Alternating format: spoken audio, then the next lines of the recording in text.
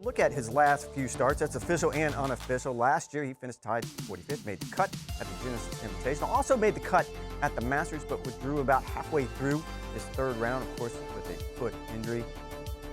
And he is out on the golf course right now. And right now, we want to welcome in our very own Dixon, who is at Riviera and has been watching Tiger Woods this morning. Kira, what have you seen?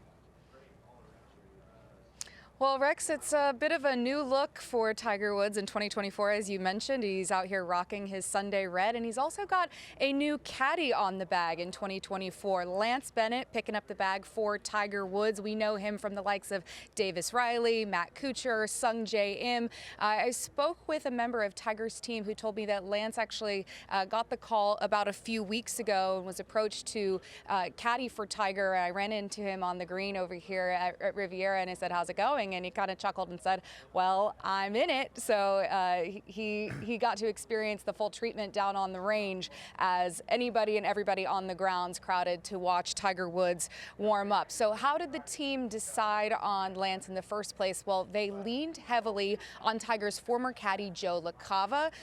Joe and Lance are, of course, good buddies. Joe now on the bag for Patrick Cantlay. So they reached out to Joe, and he's a big part of the recommendation process for Lance Bennett.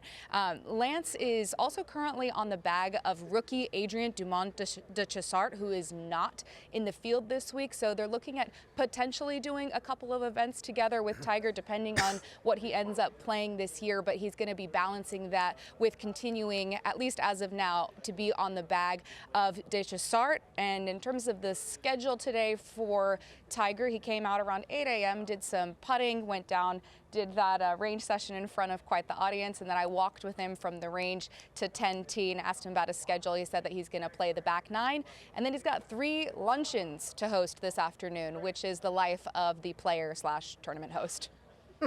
So he's going to be quite full when he ends his day today. Kira, we heard from Ryan Lavner and Eamon Lynch. They gave us their opinion on the new logo, the new look.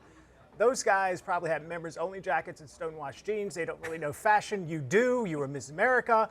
What do you think about the new look?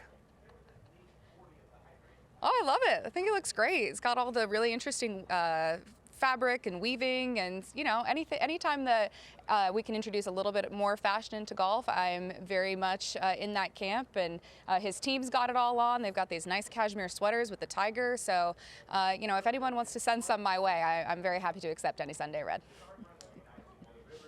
Okay, well, we have no pull there. I think you probably have more pull on the ground than we do here in the studio in the snowstorm. But we appreciate you checking in with us as always. Kira Dixon live at Riviera. Thanks, guys. All right, this is Tiger Woods. Let's talk a little Tiger Woods. Got a veteran caddy, as Kira was talking about, with Lance Bennett on the bag, friend of Joe LaCava, who has been on the bag for Tiger for a long time, and they are still quite close. They are going to continue to work on the back nine right now. And Tiger's going to play, or scheduled to play, a full 18-hole Pro-Am tomorrow, and then he tees it up for real on Thursday, making his PGA Tour debut. And we sit here and ask the question, as we do often when Tiger makes a start after a pretty lengthy layoff, what is a good week?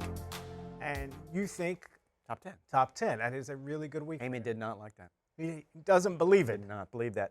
And look, I understand where that's coming from. Again, this goes to what have you done for me lately? What in his body work leads you to believe that? I'm also going to key in on something that Eamon said as well. The swing is going to be rusty simply because he doesn't have the reps. That's Tiger's language. That's what he uses right there, because his body hasn't allowed him to do the reps. I'm less concerned about that rust because I feel like, given the opportunity, given the fact that his body would allow him to play 4 rounds and then maybe 4 rounds in a few weeks at Bay Hill or wherever it is his next start is going to be, that rust goes away after a while. The trick here is what his body's going to allow.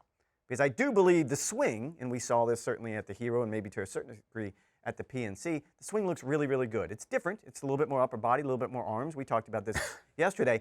But it's what his body's going to allow him to do. If he can get from point A to point B, and you probably pointed out correctly that as long as you can get down the hill on number 1 and then back up the hill on 18, it's a relatively flat golf course.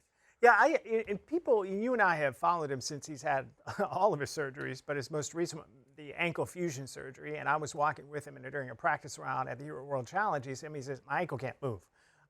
It just can't, but the pain is gone.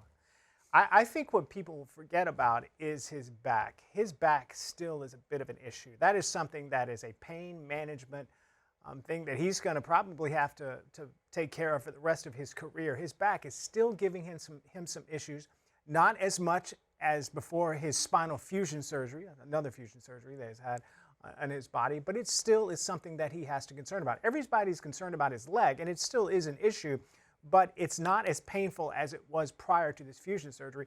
The back still lingers. That pain still lingers with him. And I love the stats. If you go back to the limited stats that we do have on him, driving's actually been pretty good. If you go back to what he did at the Hero, it wasn't great, but it was good enough for him to compete. It was his iron play in a short game that sort of let him down. So I would imagine it's going to be more of the same this week, that as long as he has kind of gone to this staple of hitting just this little soft fade out there that finds the fairway. I mean, this isn't part of his game from before. I mean, that's probably why he didn't play Riviera very well. It's the other parts of his game that you need to see. How comfortable is he going to be in and around those greens? Because as we saw certainly at Pebble Beach, the POA can drive guys absolutely mad.